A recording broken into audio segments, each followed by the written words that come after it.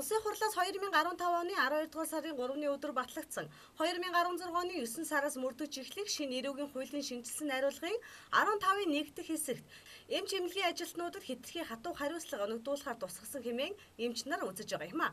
Шинээр хэрэгжихэр болсон эрүүгийн хуулийн шинжилсэн найруулгад эмч эмнэлгийн ажилтнууд тунч халгаатай хандаж байна. Тэдний өөрсдийнх нь хэлж байгаагаар шорондсон хэмээн нэрлэж байгаа энэхүү хуулийн заалтыг хүлээн зөвшөөрөхгүй. Албаныхан болоод хууль санаачлагчид дахин бодож үзэх хэрэгтэй гэж хэлж байгаа юм а. Гэвч эцэг их үр хүүхдээ хариуцлагагүй эмчийн гарт алдсан олон зуун хүний нулимсыг хатаж амжаагүй байхад эмчийн алдаа бол санамсаргүй алдаа. Тэрч бүхэл салбар яамны бодлого ачаал ихтэй байдал зэрэг тоочж байгаа нь зүйд нийцэхгүй үйлдэл юм а.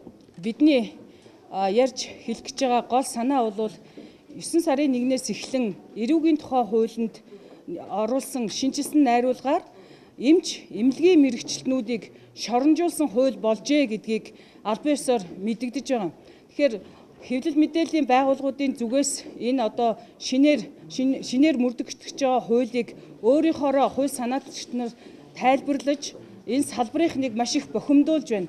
Тухайлах юм бол эрүүгийн тухай шинжилсэн найруулгын тухай хуулинд 15-ын 1 буюу эмнэлгийн мэрэгчлэн эмч хүн эмнэлгийн лицензтэй эмнэлгийн мэрэгчлэн хүн болгон одоо ямар нэгэн байдлаар болгоомжгүйгээр үйлдэгдсэн гэмт хэргийг санаатай гэмт хэрэг болгон ангилж энэ эмч мэрэгчлэнүүдийг 20-80 сая төгрөгөөр торгох эсвэл 2-8 жил хүртэлх хугацаагаар одоо яллах ийм одоо хууль болжээ. Өмнөх хуулиар бол болдог байсан зохицуултыг эмч мэрэгчлэнүүдийг шоронжуулсан хууль болсноороо эрүүл мэндийн салбарт хүний амь нас эрүүл мэндийн төлөө зүтгэж байгаа энэ хүмүүсийг маш их бохимдуулж байгаа. Өнөөдөр эрүүл мэндийн салбар тэр дундаа Улаанбурхны дэгдэлтийн үед мөн одоо эрүүл мэндийн салбарын бүх эмнэлгүүд шалаараад үрэн хүүхдүүд нь хэвтчихсэн.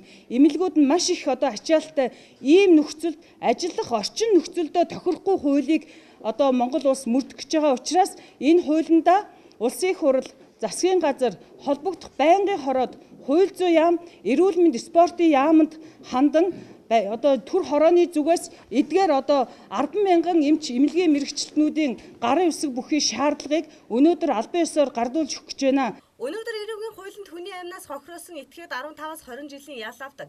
Харин эмч нар өмнө нь 3 жил эрхээ асуулах мөн 5 хүртэлх жил 20 гэж заадаг байсан ч тэнцэг харгалзах ял аваад л өнгөрдөг асуудал байсан юм а. Харин шинжилсэн найруулгын хуулиар бол 20-80 сая төгрөгөөр эмчийг торгох, 3-5 жил хугацаагаар эрхээ асуулах, мөн түнчлэн 2-8 жилээр хорих ялаар шийтгэн хэмээн заасан байгаа юм а. Харин энэ бүхнийг жаахан ч гэсэн хариуцлагатай болгож эмч нар жаахан ч гэсэн дохио өгөхөөр санаачилсан шинэ хуулийг хэрэгжиж эхлэжгүй байхад нь ингэж эсэргүүцэж байгаа ойлгомжгүй асуудал юм а.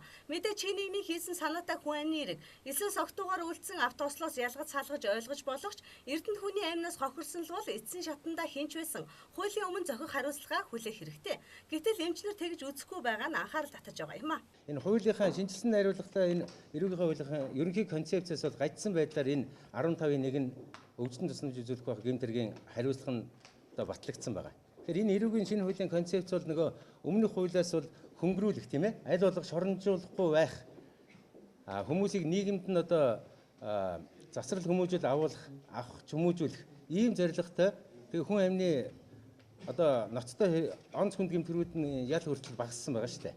Тэгэхээр энийг та бүгд өөр хуулиуд зүйл ангиас нь мэдж байгаа. Гэсэн хатлаа эмчийн мэрэгжлийн үйл ажиллагаатай холбоотой өвчтөн тусламж үзүүлэхгүй байх гэмтэргийн ял нь бол одоо хүндрүүлсэн байгаа. Тэгэхээр энэ хуулийн концепцээс бол гажигдсан байна гэдг нь эндээс харагдана. Хайртай дотны хүний эдгэн гэж найдаад эмчийн гарт алдсан олон мянган хүн өнөөдөр сэтгэлийн зовлон гомдол цөхрлөөр дүүрэн байгаа. Тэдний сэтгэлийн шанал гомдлыг бодоод үзэх юм бол бас л хэцүүхэн асуудал. Гэтэл эмчнэр л болохоор хүнд нөхцөлд ажиллаж байгаа учраас ачаалттай.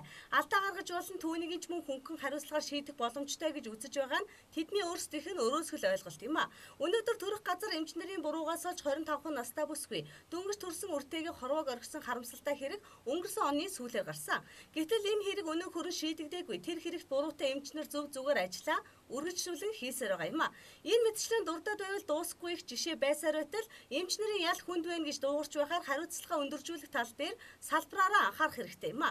Тэд хэнийг эмчийн өөрсдийнх нь буруугаас олж хүний амнаас эрсчгээд байхад хизээч эвлэлд нэгдэж бидний нэгний алдаа байсан бид буруутай гэж хэлж байгаагүй. Гэтэл өнөөдөр ингэж аашилж байгаа нь өөрсдөө эргээд нэгийг бодоод үзэх хэрэгтэй гэдгийг сануулсан хэрэг юм а.